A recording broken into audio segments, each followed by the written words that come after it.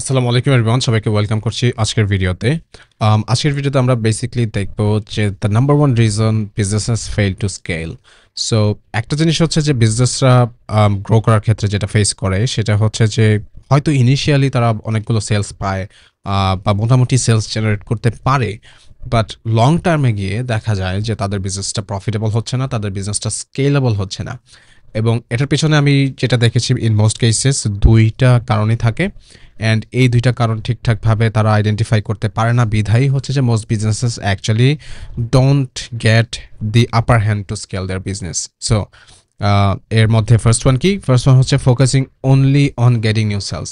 So দেখা যায় বিজনেসের ইনিশিয়াল মান্থসগুলোতে তাদের অনলি ফোকাস থাকে হচ্ছে টু গেট মোর সেলস। যত বেশি সেলস আনা সম্ভব, নতুন সেলস আনা সম্ভব, তত বেশি হচ্ছে যে তাদের প্রফিটেবিলিটি হবে, এইরকম তারা একটা চিন্তা করে। সো শুধুমাত্র এই দিকে ফোকাস করতে যেয়ে যেটা হয়, তাদের ফুলফিলমেন্টের মধ্যে প্রবলেম হয়ে যায়, তাদের বিজনেসের যেই ওভারঅল প্রজেকশন ছিল ওইগুলোর মধ্যে প্রবলেম হয়ে যায় এবং বিগার পিকচারটা কিন্তু দেখতে পারে না। সো দেয়ার্স টু থিং, একটা হচ্ছে গেটিং নিউ সেলস আর আরেকটা হচ্ছে যে গেটিং রিপিট সেলস। সো আপনি যখন নিউ সেলস আনতে যাচ্ছেন তখন ওইখানে যদি আপনি আপনার মোস্ট অ্যামাউন্ট অফ মানি যদি আপনি স্পেন্ড করে ফেলেন, তখন কিন্তু আপনি রিপিট কাস্টমার্স পাওয়ার জন্য কিন্তু আপনি ইনভেস্ট করতে পারছেন না ইন মার্কেটিং, রাইট? সো যখন আপনি শুধুমাত্র নতুন কাস্টমার জেনারেট করার জন্যই ফোকাস করবেন, then you are losing out the chances of getting repeat customers, অথবা কিভাবে আপনি অন্য জিনিসগুলোকে অপটিমাইজ করতে পারেন ওইদিকে কিন্তু আপনি আসলে ফোকাস দিতে পারছেন না। সো এইটা হচ্ছে দ্য ফার্স্ট প্রবলেম, যে বিজনেসটা যখন স্টার্ট করে ইনিশিয়ালি তখন তারা চিন্তা করে যে যত বেশি সেল জেনারেট করা সম্ভব তত বেশি হচ্ছে যে আমাদের বিজনেস গ্রো করবে, but that's not going to be the case. Definitely আমাদের সেলস লাগবে, নতুন নতুন সেলস লাগবে, আদারওয়াইজ বিজনেস গ্রো করবে না, but there needs to be a balance. And also at the same time you can not ignore AOV and LTV. এটা আমি প্রায় সময় বলি, এখনও আবারও বলছি, অ্যাভারেজ অর্ডার ভ্যালু এবং life time value of a customer, এই দুইটা জিনিস আপনাকে একদম ভালোভাবে ডিফাইন করতে হবে, ভালোভাবে বুঝতে হবে আপনার বিজনেসকে গ্রো অ্যান্ড স্কেল করার জন্য। এখন লেটস সে আপনি যখন নতুন সেল আনতে যাচ্ছেন তখন যদি আপনার কাছে লেটস সে 600 টাকার একটা প্রোডাক্ট যদি কেউ কিনে, তখন আপনার অ্যাভারেজ অর্ডার ভ্যালু হচ্ছে 600 টাকা।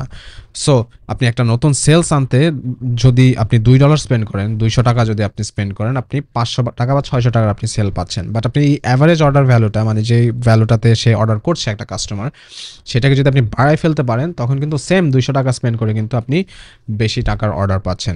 Your business is growing with spending less amount of money. তো এই জিনিসটাতে ডেফিনেটলি আপনারা ফোকাস করতে হবে if you want to grow your business, যে অ্যাভারেজ অর্ডার ভ্যালুটাকে কীভাবে বাড়ানো যায়। There's multiple different ways of doing it. আমি এটা নিয়ে ইন ডেপথে আরও ভিডিওস শেয়ার করবো, যেখানে আই উইল টক অ্যাবাউট যে কীভাবে এওভি অ্যান্ড এলটিভিটাকে স্কেল করা যায়, এবং এওভি এবং এলটিভি দিয়ে বেসিকলি আপনার মার্কেটিং স্পেন্ডের মাল্টিপল টাইমস আরওএস বের করে নিয়ে আসা যায়। So ROAS is not only getting the new sales, ROAS কিন্তু এওভি এলটিভি দিয়েও আপনি ম্যাসিভ আকারে পেতে পারবেন। এবং দেখবেন যে যারা হচ্ছে যে ফেমাস মার্কেটার্স আছে ইন দ্য ওয়ার্ল্ড, তারা অনেক সময় দেখা যায় যে অ্যাকোয়ারিংয়ের জন্য, কাস্টমার অ্যাকুইজিশন সিএসির জন্য হচ্ছে যে এমন স্পেন্ডও করে যেটা দেখে আপনার মনে হবে যে they are making like 100% loss, but actually that's not going to be the case, because তারা কিন্তু লাইফ টাইমে ওই কাস্টমার থেকে মাল্টিপল ফোল্ডসে প্রফিটস নিয়ে আসবে।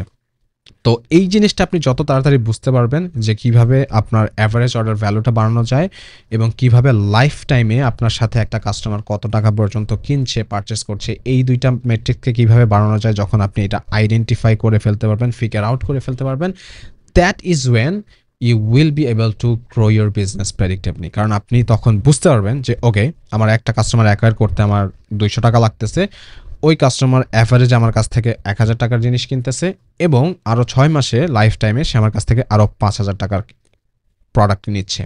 সো ইন দ্যাট কেস ওই একটা কাস্টমার কাছ থেকে কিন্তু আপনি যদিও 200 টাকা দিয়ে অ্যাকোয়ার করছেন, ইউ আর গেটিং বেসিকলি 6000 টাকাস অফ সেলস। তো এইভাবে যখন আপনি নাম্বারসগুলোকে নিয়ে আসতে পারবেন তখন কিন্তু আপনি প্রেডিক্টেবলি এই জিনিসটাকে স্কেল করতে পারবেন। And there's multiple ways of increasing AOV and LTV, যেটা নিয়ে আমি নেক্সটে ভিডিওস শেয়ার করবো। So if this video is helpful to you, give us a thumbs up and I'll see you in the next one. আসসালামু আলাইকুম।